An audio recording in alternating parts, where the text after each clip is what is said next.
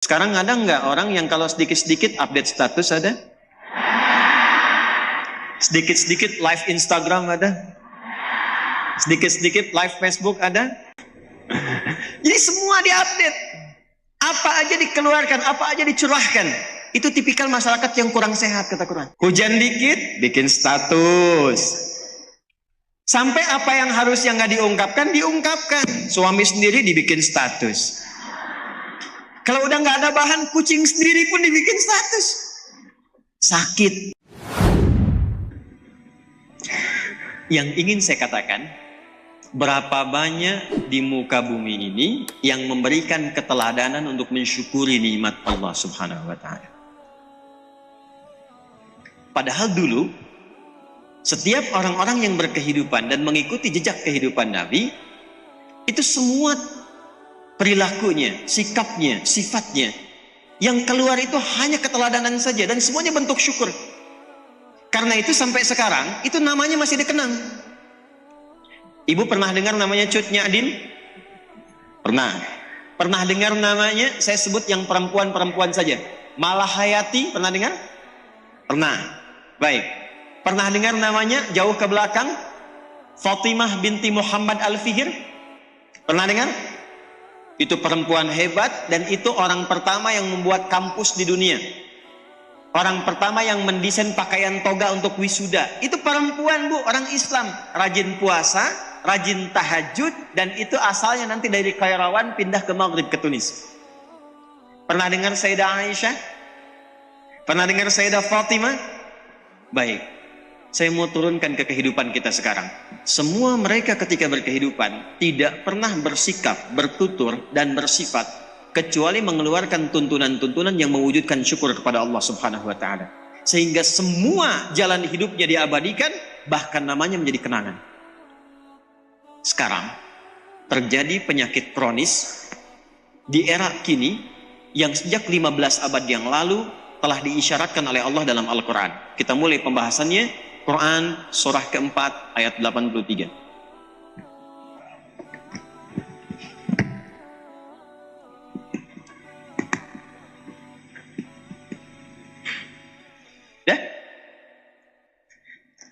Quran surah 4 ayat 83. Satu-satu. Baik, sebelum ke situ saya ingin sepakat dulu. Mau mendapatkan salam tadi? Mau masuk kalangan istimewa yang elit? Mau diberikan kenikmatan oleh Allah? Baik, mari sekarang kita mulai pelan-pelan. Kita butuh keteladanan untuk menciptakan itu semua, bagaimana caranya. Sekarang saya sebutkan dulu beberapa penyakit-penyakit yang muncul, yang disebutkan oleh Al-Quran dan kemungkinan terjadi lagi di masa depan. Perhatikan ayatnya. Wa idza ja'ahum amrun minal amni awil khawfi adha'u bih. Ada ayatnya? Baik. Dan apabila mereka mendapati satu informasi atau merasakan perasaan apapun, mau gembira, mau susah, mau suka, mau duka, mau takut, mau tenang, langsung di broadcast. Ada? Adha'u itu bahasa kininya broadcast, karena idza'ah itu siaran, langsung disiarkan. Cuman metodenya, karena dulu belum ada media sosial, belum ada IG, Facebook dan sejenisnya, dulu metodenya menggunakan syair. Jadi nggak ada satupun orang pada saat itu, kalau dia merasakan apapun atau mengalami apapun, jemur pakaian cepat kering, bikin syair. Masak sesuatu, dapat resep baru, bikin syair. Gelisah, mendung, bikin status lewat syair. Lihat burung pipit terbang, burung bulbul lompat-lompat, bikin puisi. Jadi orang dulu tuh hebat bikin puisi. Tapi menjadi status, update status itu lewat syair. Ada namanya, di era pertengahan namanya Asma'i. Asma'i ini lihat burung bulbul, cuman lompat-lompat di pohon, bawahnya ada sungai, itu langsung bikin status lewat syairnya. Sautus safiril bulbuli, hayyaja qalbi thamili, al-ma'u wa zahru ma'a zahri lahdhul muqali, fa anta ya sayyidali wa sayyidi wa maulali, fakam tajummuni ghazaylun uqayqali, qataftuhu min wajnatin min fini hadhar rajuli, faqala la faqad ghada muharwili. Paham? Tidak. Pokoknya nggak paham nggak masalah, yang penting update semuanya. Ada Pangeran Pujangga, saking dahsyatnya, hebatnya bikin syair, disebut kalau ada orang yang paling mahir bersastra, ini pangerannya. Namanya Emre El Qais. Lihat apa aja, bikin status bu, lewat syair. Ada lihat anak muda, baru putus dari kekasihnya, mau lamaran nggak jadi, menghadap ke arah lembah sedang bengong, itu langsung bikin status, bikin syair. Kifa nabki min dzikra habibin wa manzili bisaktili wa bainad dakhuli fahumali. Hai, lupakan si fulanah itu, apa enggak ada calon lain di dunia ini? Ayo move on katanya.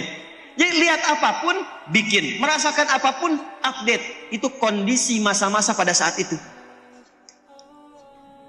Dan ini disebut oleh Al-Quran tipikal masyarakat sakit.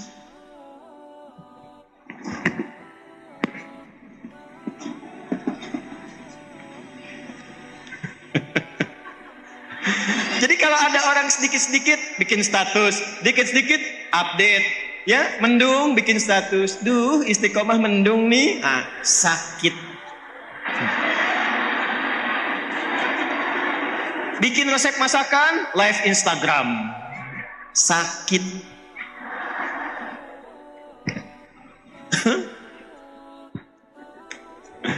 Jadi semua diupdate, apa aja dikeluarkan, apa aja dicurahkan. Itu tipikal masyarakat yang kurang sehat, kata Quran. Kenapa senyum?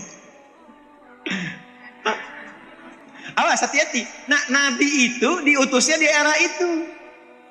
Bahkan orang jahiliyah itu bikin perlombaan bu, yang update statusnya paling bagus, itu kalimatnya nanti akan ditempel di dinding Ka'bah, disebut mu'allaqat namanya.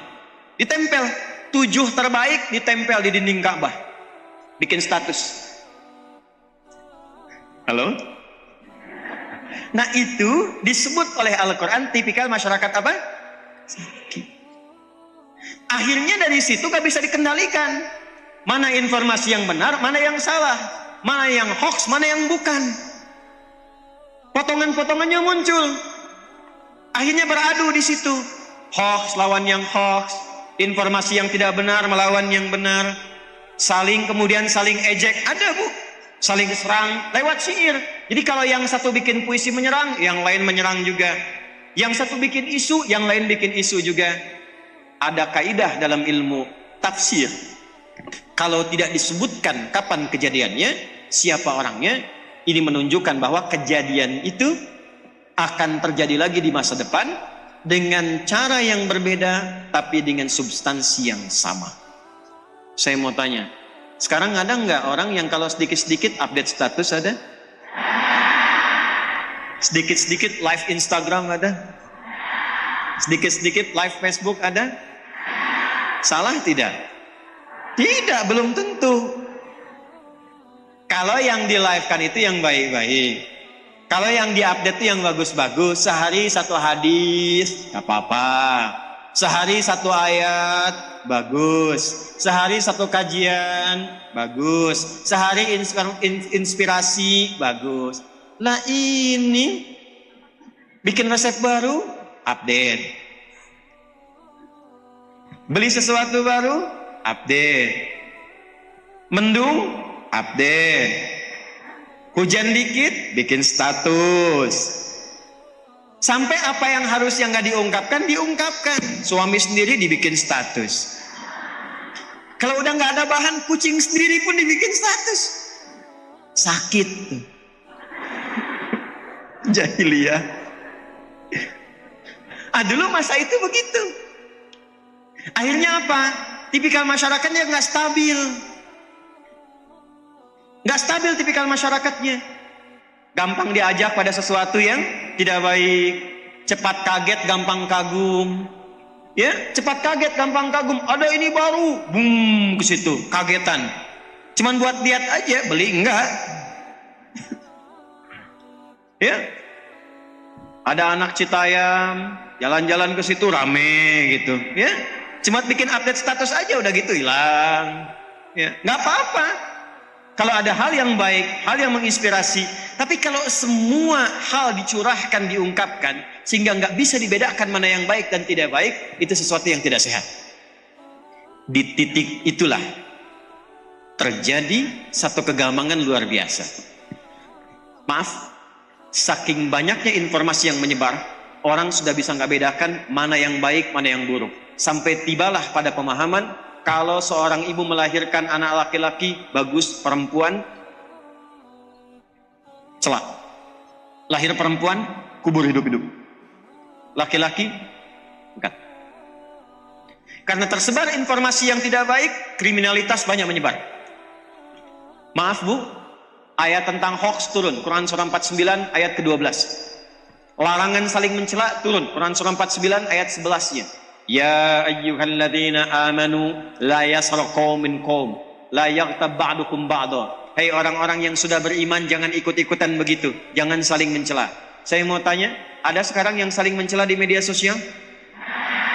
Ada yang hoax tersebar di media sosial? Berarti situasi ini kembali lagi ke masa-masa jahiliyah. Akhirnya apa? Keteladanannya hilang. Siapa sekarang diteladani? Bagaimana muslimah berpakaian? Bagaimana muslimah bersikap? Apa pekerjaan yang layak dilakukan oleh seorang muslimah? Apa tren yang harus dimunculkan oleh seorang muslimah? Bergeser. Dulu di masa jahiliyah, semua model-model yang bisa ditampilkan semua muncul. Yang terbuka, yang pakai gelang di kaki, yang kincing-kincing pengen kelihatan, tabarruj namanya, semua muncul. Maka di titik itulah diluruskan kembali dengan diutusnya Nabi Muhammad SAW, dan langsung dengan kedatangan Nabi ini diberikan satu model lengkap panduan berkehidupan dari yang paling kecil sampai yang paling besar. Dari yang sederhana sampai yang paling kompleks. Yang kalau diikuti oleh siapapun, maka, maaf, jangankan nabinya, orang yang ikutnya seketika akan jadi tokoh panutan dan tokoh teladan di masanya. Dalam bahasa Arab, keteladanan yang kalau diikuti otomatis jadi teladan lagi, maka itu disebut dengan uswah namanya. Apa namanya? Baik.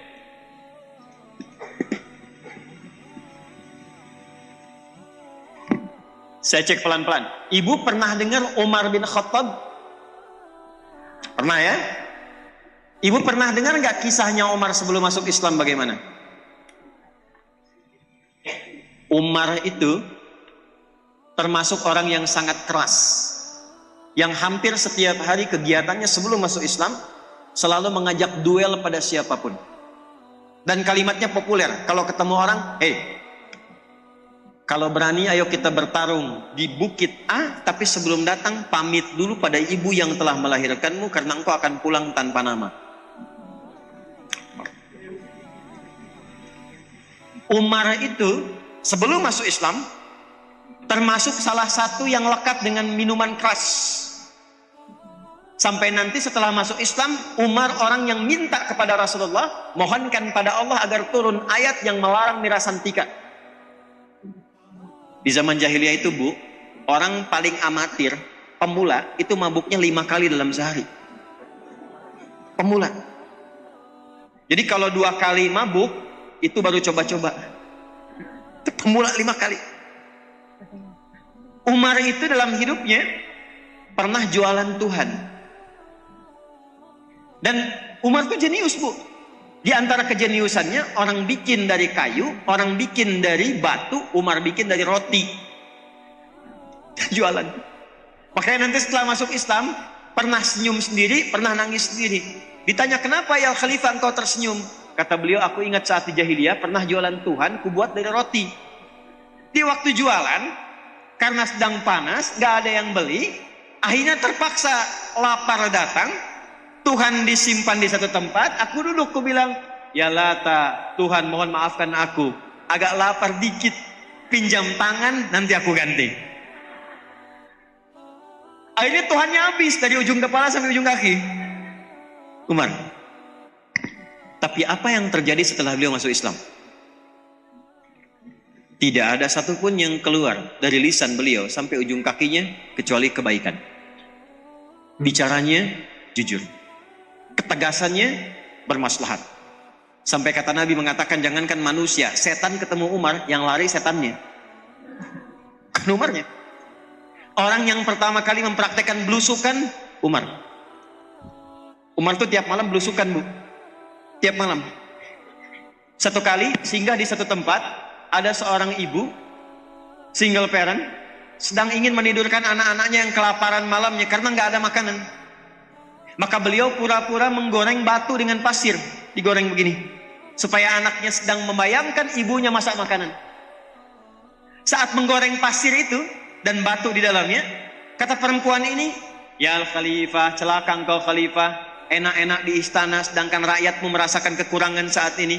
Engkau makan enak sedangkan kami goreng-goreng batu." Umar lewat, bergetar jiwanya, langsung datang ke Baitul Mal, dibuka di situ, ambil sekarung gandum, diangkat di pundaknya. Ajudannya dibiarkan ikut saja. Enggak, ini tanggung jawabku, aku yang dihisab di hari kiamat. Datang ke tempat tadi, dimasakin langsung oleh Umar, dan tidak pernah tahu ibu itu bahwa itulah pemimpinnya. Di waktu Umar masakin itu, ibunya masih mencela pemimpinnya juga. "Dasar Umar, enak-enak di istana, yang masakin aku orang lain," katanya. Padahal itu Umar. Itulah Umar. Bagaimana satu kurikulum keteladanan mampu merubah orang yang tadinya keras menjadi manusia yang paling luar biasa. Ibu kenal Jundub bin Junadah? Tidak. Pernah dengar Abu Dzar Al-Ghifari? Abu Dzar Al-Ghifari itu pemimpin begal di satu kampung. Jadi Ghifar itu kota begal, Bu. Sekampung begal semua. Sekampung begal semua. Singkatnya, setelah masuk Islam, berubah menjadi pemuda yang paling hebat, mendakwahi sekampung masuk Islam semua. Makanya diabadikan nama kampungnya, melekat kepada nama gelarnya, Abu Dzar Al-Ghifari. Saya dulu berasal dari kampung begal, setelah masuk Islam, saya ikuti petunjuk Nabi, berubah menjadi orang paling baik. Singkatnya, semua orang yang belajar dari Nabi, mau laki-laki, mau perempuan, maka kalau ibu telusuri jalurnya, akan ditemukan keteladanan sesuai dengan profesinya. Sifat Nabi yang mendapatkan kemuliaan dari Allah untuk membawa keteladanan sehingga bisa diteladani, itu disebut dengan uswah namanya. Apa namanya? Turunlah Quran surah ke-33 ayat 21. Quran surah 33 ayat 21.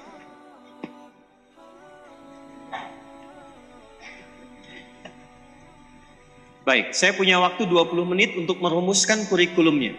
Ini inti pembahasan kita di pagi hari ini. Ini intinya. Pelan-pelan. Kita baca. Laqad kana lakum fi Rasulillahi uswatun. Baik. Bu, ayat ini bisa dibaca dengan dua cara. Satu, uswah. Yang kedua, iswah. Satu apa? Uswah. Yang kedua apa? Iswah. Bisa u, bisa i. Kalau u harakatnya di atas, di bawah. Atas itu tinggi atau rendah? Tinggi. Harakatnya fathah atau kasrah? Dhamma.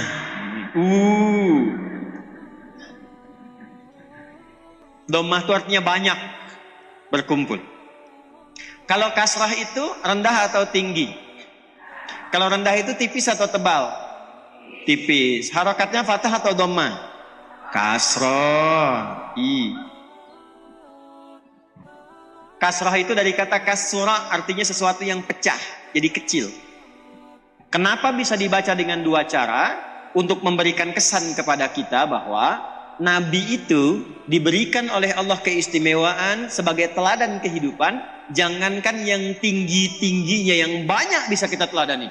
Sholatnya, baca Qurannya, sedekahnya, sampai yang kecil-kecilnya pun bisa jadi teladan. Jalannya, kalau dipanggil bagaimana cara nengoknya, kalau salaman bagaimana cara megangnya, kalau berpakaian bagaimana cara berpakaiannya. Jangankan dari yang tinggi-tinggi, yang kecilnya pun kalau diikuti, itu pasti menjadi teladan dalam kehidupan. Dan demi Allah saya katakan, Tidak ada satupun yang mengikuti petunjuk Nabi kecuali setelah itu dia menjadi teladan di zamannya sampai ke depan. Ibu kenal Ali bin Abi Thalib, pernah dengar namanya? Utsman bin Affan, Abu Dzar Al-Ghifari, Abdurrahman bin Auf. Pertanyaan saya, ibu pernah lihat mereka nggak? Pernah ketemu mereka nggak? Nggak pernah ketemu, tapi kenal namanya. Mereka orang baik bukan? Bagaimana ibu bisa simpulkan mereka baik sedangkan ibu belum pernah ketemu dengannya? Karena kisahnya sampai ke kita saat ini. Bagaimana kisahnya bisa bertahan selama 15 abad? Siapa yang bisa menyampaikan itu? Siapa yang bisa menjamin terjaga kisah itu sampai di masa kita sekarang? Padahal ada orang baru hidup setahun 2 tahun, baru berkehidupan 20 tahun 30 tahun, meninggal gak pernah disebut namanya, gak pernah dikenang. Tapi semua orang ini yang bahkan sebelum masuk Islam perilakunya penuh dengan kriminalitas, begitu masuk Islam dikenang nama dan sikapnya melebihi usia kehidupannya. Itulah uswah. Itulah iswah. Nah, yang paling dahsyat kalau diikuti caranya, misal saya ambil contoh begini. Ibu, ini ada gelas. Dalamnya ada minuman. Fungsi minum apa? Menghilangkan haus. Tapi kalau ibu ingin minum dan jadi teladan cara minumnya, maka Nabi Muhammad SAW diberikan petunjuk oleh Allah. Ajarkan pada umatmu begini cara minum yang baik. Kalau dilakukan dapat teladan dalam kehidupan. Maka kata Nabi, idza quddima ta'amu, kalau makanan dihidangkan, ada makanannya, minumannya dan seterusnya, khudz biyaminika ma yalik, ambil dengan tangan kananmu yang paling dekat denganmu. Jangan menerobos terlampau jauh dari apa yang tidak engkau bisa jangkau. Kemudian setelah engkau ambil dengan tangan kananmu, sammillah, sebut nama Allah, bismillahirrahmanirrahim, minum. Sederhana, Bu. Tapi kalau itu dipraktekkan, sedang ada jamuan, kita tidak harus datang ke tempat yang sana, kita tidak harus bergeser ke tempat yang jauh, ambil yang paling dekat, ambil dengan tangan kanan, sebut nama Allah, bismillahirrahmanirrahim. Maka jaminannya, apa yang dikerjakan itu seketika akan jadi teladan dalam kehidupan. Jalan Muhammad, berbalik semuanya, senyum, didatangi, didoakan sebelum memulai pembicaraan. Nabi Muhammad tidak pernah dipanggil kecuali berbalik seluruh tubuhnya untuk menunjukkan penghormatan, memberikan senyuman, datang memberikan doa. Ustadz Adi, Masya Allah, Kang Asep, Daman, mudah-mudahan keluarga sehat ya, diberikan keberkahan, lancar rezeki semuanya. Kira-kira kalau ibu bertemu dengan orang seperti itu nyaman gak? Enak gak? Ibu ambil ilmunya, ibu praktekkan ketika dipanggil. Fulana, berbalik, jeng, Masya Allah, Daman, mudah-mudahan sehat ya, berkah suami, yes. Itu masalahnya, sudah jangan ada masalah sini. Itulah uswah. Itulah iswah. Jadi kalau kita praktekkan, satu, orang yang mengambil petunjuk itu seketika akan jadi teladan. Dua, ketika dipraktekkan akan dicatatkan oleh malaikat sebagai pahala yang dibawa pulang, bekal ke sini, ke kubur. Ini konsep dasar kita tadi. Jadi dunianya dapat, bekal kuburnya dapat. Contoh, saya tadi mau minum, apa fungsi minum? Menghilangkan haus. Menghilangkan haus itu fungsi dunia. Ini. Selesai. Jangankan orang yang beriman yang muslim, yang belum beriman pun kalau minum dengan minuman yang sama, hausnya hilang juga. Tapi ketika kita ucapkan Bismillahirrahmanirrahim, mengikuti keteladanan Rasulullah, minum, maka apa yang terjadi? Laqad kana lakum fi Rasulillahi uswatun hasanah. Itu artinya menjadikan yang diperbuat punya nilai akhirat, pahala. Ada pahalanya. Ini kalau ibu makan ikutin Nabi. Berpakaian ikuti Nabi cara berpakaian. Mendidik anak ikuti bagaimana Nabi membimbing. Bukan sekedar anak itu menjadi teladan, tapi semua prosesnya melahirkan pahala. Ini yang disebut dengan hasanah. Setiap satu kegiatannya nilainya 10, Bu.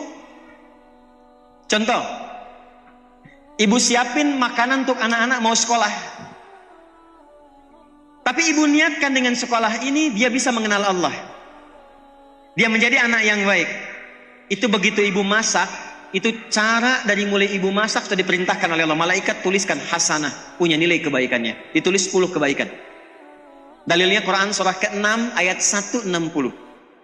Quran surah 6 ayat 160. Man jaa bil hasanati falahu asyru amsalihha. Siapa yang mengerjakan satu kebaikan punya nilai hasanah, maka dia punya 10 poin yang dia dapatkan. 10. Tulis 10. Masaknya selesai. Makanannya dibawa anak, dimakan selesai. Laparnya hilang. Tapi pertanyaannya, apa yang dibawa ke alam kubur ini? Makanannya selesai. Tempatnya hilang. Bekalnya hilang. Yang dibawa ke alam kubur, yang ikut ini hasanahnya. Maka setiap pekerjaan yang diniatkan mengikuti teladan Nabi, bukan sekedar menjadikan orang itu sebagai teladan, tapi saat yang bersamaan dia mendapatkan limpahan pahala dari Allah Subhanahu wa taala. Ini yang dibawa pulang. Nah, ini yang ikut sampai akhirat, Bu, ke sini. Ini yang kita kumpulkan. Jadi tadi di awal kita sudah sepakat dunianya itu lepas. Pakaiannya lepas, handphonenya lepas, mobilnya lepas, makanannya lepas. Yang ikut apanya? Semua nilai keteladanan yang melekat pada semua perbuatan itu. Itulah hasanah. Karena itu kita sering berdoa, minta sama Allah supaya semua kegiatan di dunia bernilai hasanah dan di akhirat tampak lagi hasanah itu. Turunlah Quran surah kedua Al-Baqarah ayat 201. Wa minhum may yaqulu rabbana atina fid dunya wa fil akhirati wa qina. Jadi kalau semuanya punya nilai hasanah, dunianya tetap ikut. Minum tetap minum. Bekerja tetap bekerja. Berjualan tetap berjualan. Tapi semua perbuatan itu punya nilai di hadapan Allah Subhanahu wa taala. Itulah hasanah. Nah, sekarang bagian terakhirnya, kita punya 7 menit lagi sebelum diskusi. Saya selesai di 10:30, sisanya kita diskusi. Perhatikan baik-baik. Kurikulum apa yang diajarkan oleh Nabi pada setiap perempuan muslimah yang bisa menjadikan setiap muslimah teladan dalam kehidupan. Itu kuncinya. Ini saya hapus dulu boleh? Masya Allah, tinggal boleh saja. Nah, apa namanya? Datang, duduk, diam, catat, boleh masuk surga. Enak banget ya. Masya Allah. Saya datang sendiri, ya. Masya Allah, nerangkan sendiri, nulis sendiri, ngapus sendiri. Masya Allah, luar biasa. Enak jadi sab muslimah. Allahu Akbar. Ampuni dosa-dosa kami ya. Dah, sebelah sini saja. Kelihatan, Bu? Kelihatan, belum saya tulis dan nampak. Ya. 1. Nih saya tuliskan cara cepatnya, Bu. Bagaimana menjadi muslimah yang teladan dan punya nilai di hadapan Allah. Jadi saya kurang lebih 1,5 jam ngasih pembukaan untuk kurikulum ini. Ibu tadi masih ingat kalau ada keteladanan yang terwariskan, artinya yang mengikuti jadi teladan lagi, namanya disebut apa tadi? Uswah kan? Nah, kalau ingin menemukan teladan bagi setiap perempuan muslimah yang bersumber dari Nabi, gampang caranya, Bu. Cek semua perempuan yang pernah berinteraksi dengan Nabi. Saya ulangi. Cara pertama, cek semua perempuan yang pernah berinteraksi dengan Nabi. Sahabiyah namanya. Jadi ada sahabat, ada sahabiyah. Ya? Kalau sahabiyah, Itu khusus untuk perempuan. Sudah? Ada yang paling tinggi di atas sahabiyah. Ini yang pertama. Jadi kalau ibu ingin keluarkan sebagai perempuan, semua perempuan yang pernah berinteraksi dengan Nabi itu pasti jadi teladan. Ibu keluarkan, ikuti jalurnya. Di atas sahabiyah ada yang paling tinggi tingkat pertama, dan itu A1 di lingkungan Nabi Shallallahu Alaihi Wasallam. Yang paling tahu bagaimana cara tidur yang diajarkan Nabi, cara mandinya, cara makannya, cara berinteraksi dengan anak dan cucunya. Itulah yang disebut dengan ummahatul mu'minin, istri-istri Nabi Sallallahu Alaihi Wasallam, ibunda orang-orang beriman.